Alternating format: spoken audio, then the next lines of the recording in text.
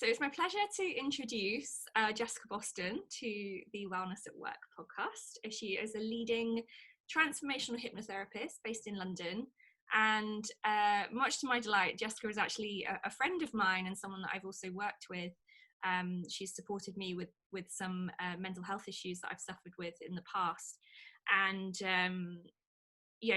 what I wanted to talk to Jessica about today is the idea of what role confidence plays in the workplace and how employers can potentially impact the level of confidence that their employees have.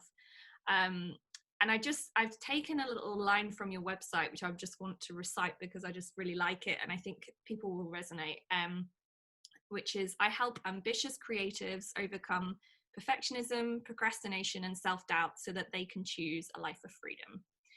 And who would want that for their employees? So yeah, welcome Jessica. Thank you for coming along. Having me. So I was hoping we could just kind of kick off with you just telling us a little bit about what role you think confidence is playing in this new world that we're living in, where life and work is blended, and that seems like it's just going to continue for the foreseeable future.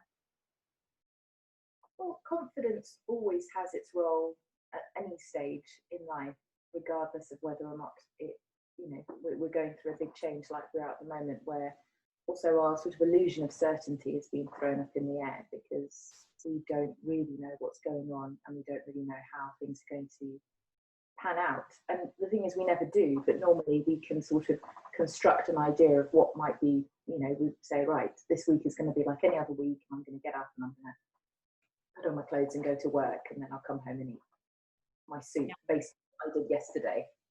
At the moment, there's a sort of constant bombardment of information that says we don't really know what the future is going to look like.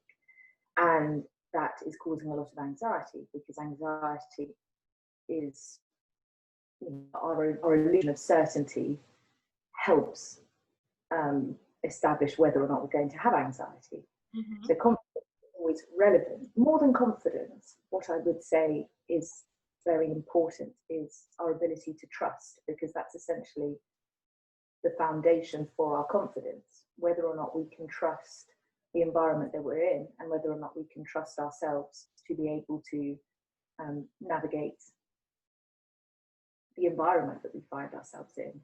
So confidence is always important because it impacts, the trust that we have in ourselves impacts our confidence, and our confidence impacts whether or not we believe that we're going to be able to do well in the role. Yeah, that's super interesting. And I think, one of the biggest issues we have right now is there's nobody on the planet that can offer us certainty about what will or won't happen at this moment in time. There are probably people that are more clued up than others, like, experts on epidemiology, but the workplaces, I think what has happened is this kind of flattened the hierarchy in organizations, and whereas in the past employees would kind of look to their leaders within the company for, well, in their eyes, certainty, but obviously it's more the illusion of certainty, answers, wanting to know, like, when am I going to get back into the office, when am I going to have my life back, when am I going to be able to experience work in the way that I experienced it before. And that's just something that companies and leaders within companies just can't offer right now. So I wonder if there's anything that employers can be doing to support their employees with, feeling a sense of trust towards themselves and their employers, and potentially, obviously, confidence as well. And I'm not 100% clear on how those things are connected, but perhaps you could offer some insight on that. Well, I would start by saying, first of all, be aware that you've probably got a lot of employees that are suffering with anxiety at the moment, because a lot of their identity has been questioned, a lot of their certainty has been questioned. So be aware that that's probably something that they're experiencing. And when we are anxious, our unconscious is, more active than when we are calm and peaceful. And it is essentially just listening out for the messages that confirm the reality it already believes. So it's listening for the lack of certainty, it's listening for the danger. And if you've got a manager or somebody senior than you who is sending out messages that can be feeding the narrative that they're already holding on to, you could be creating more anxiety just in the way that you are carrying yourself. And think of it like on an airplane. If you're afraid of flying, the person afraid of flying is looking at the people working on the plane, and oh, they look a bit nervous. Why are they nervous? Yeah. You always look at the that knows more than you for clear messaging. And if your messaging is inconsistent, you are essentially creating more anxiety. So it's all very well and good to organise a lovely wellness meeting for the team to show that you care about anxiety, but if the next day you're sending out a mixed message that undermines that, don't bother.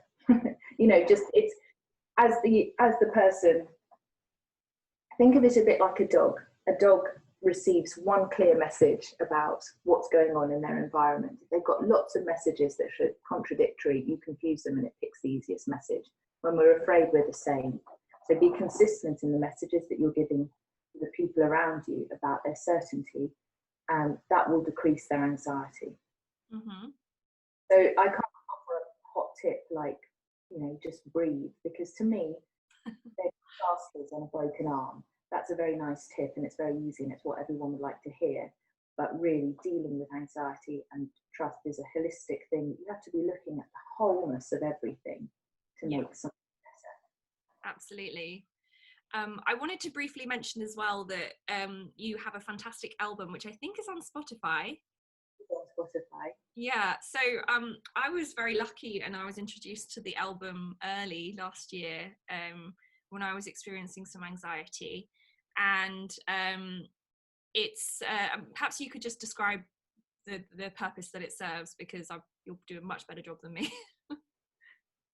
Well, it's a journey essentially that you can listen to the album as a whole experience to have a conversation with your unconscious. And then when you've done that a few times, because it takes you through lots of different stages, so it creates a safe place within you.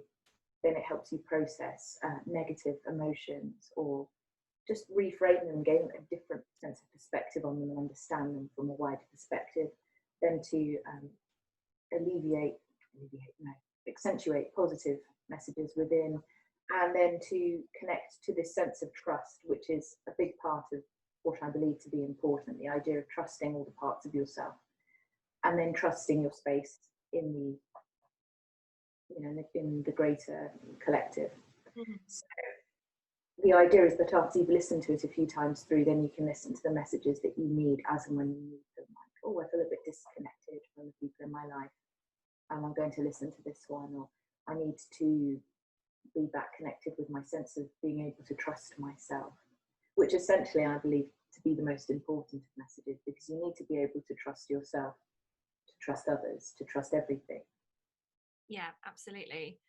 And just speaking from my own experience, the way that I used it was, and this was obviously advice that you gave me, that there's certain tracks that you don't have to be lying down like ready for sleep to listen to it. It's something that you can be. I used to listen to it when I was out walking, and when I was struggling with anxiety, one of the things that anyone that's suffered with this will know is that it's really difficult to be sat in quiet, because your thoughts are just constantly racing. And what I found was that it just really, like, if I was doing something physically with my body and then I had that to listen to, it was significantly reducing my anxiety, because it was giving my body and mind something to do. And I would sometimes listen to it while I was doing like the washing up or whatever. I actually listened to a track the other day while I was doing the washing up, because I was like, oh, that was a nice thing that I used to listen to. And I do just feel better when I listen to it. So it's definitely something that I think, it's not for everyone, obviously, like particularly in a workplace setting. Some people might feel that it's not them, it doesn't feel like them, but my experience of it has been incredibly positive. And I've obviously I am an open-minded person, but it's not anything that I've ever experienced before. It's not something that I'm well versed in. I didn't need that kind of knowledge in order to enjoy it and get something from it. So it could potentially be a great resource for employers to share with their employees as something to kind of reduce the stress bucket somewhat that gets quite full, and causes a lot of anxiety. To have something be effective, I believe very strongly that the mistake that a lot of people make in wellness is they're talking to the conscious mind. The conscious mind already knows that the anxiety is irrational, that the behaviour is silly. The unconscious has its reasons. If you aren't talking to the unconscious, if you aren't engaging the unconscious, and this is really, I mean, at the heart of what I believe is that so much of meditation is about relaxing and being still and be quiet. And yeah, that's great. But actually, that's not the outcome. And this is where people get confused. You aren't relaxing the mind to change, and you are exciting the mind. You are giving the unconscious hope again. And you're giving the unconscious something else. I mean, it feels like it's been flung out at sea. You're handing it a life raft. And just one little message that inspires a bit of hope in the unconscious is enough to greatly change it. But if you're talking to the conscious, don't bother, you've got the wrong manager. They already know. You've got the wrong ear. And this is honestly the most frustrating mistake of what happens in change work. Yeah. You don't put your mind into change, you excite it into change. And you excite the unconscious. That's fascinating. Thank you so much for sharing that. I think we'll probably leave it there, but thank you so much. I think that was really useful and a slightly alternative approach to combating, you know, everything that's going on right now in a way that's it's just a mindset, isn't it? There's no cost attached to just changing the way you think about your employees' well-being. I think that's brilliant, and hopefully some people will take it on board, and I think the consistency message in particular is something that is so important. So yeah, I hope people find a lot of value in what you've said there. I'm sure they will. And so thank you very much for joining me. Don't make it so all or nothing. It doesn't have to be that now you are, you know, perfectly consistent. Just do something more. Just be aware of your behaviour, because I think that by giving the illusion of safety, they've given safety. But you might be giving your own illusion of safety rather than the illusion of safety of the person that you're dealing with. So just consider that if you've got 20 very anxious people on your team, you could be doing better. There's something going on there. Don't pass the blame and just say, oh, it's just about the time that we're living in. Okay, yeah, anxious time, the papers don't help, but maybe you could be doing something to reassure and help them see that there's more safety than they believe there is. Yeah. That information. It's just being a bit more truthful with yourself. I love that.